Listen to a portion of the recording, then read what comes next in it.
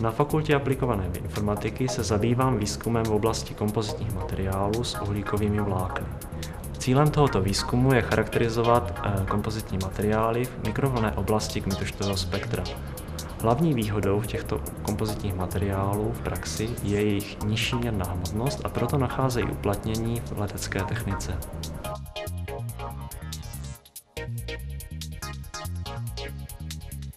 Kompozitní materiály v letecké technice se používají k náhradě některých potahových částí letounů, kdy původní kovové části jsou nahrazeny kompozitními materiály. Takovéto řešení se příznivě projevuje ve snížené spotřebě a ve zvýšeném doletu letounu.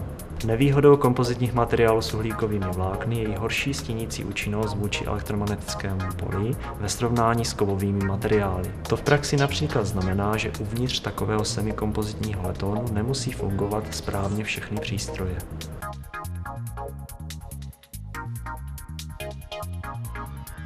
Cílem mého kompozitního výzkumu není to zbavit materiál jeho nevýhod, ale jde spíše o to nalézt vhodné matematické modely, pomocí kterých by konstruktéři, vývojáři v leteckém průmyslu mohli simulovat letoun nebo jeho části v reálných podmínkách.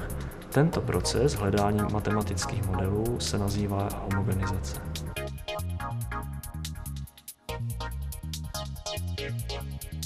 V uplynulých letech jsme spolupracovali s firmou Evector SRO z Kunovic, která se zabývá výrobou malých letounů.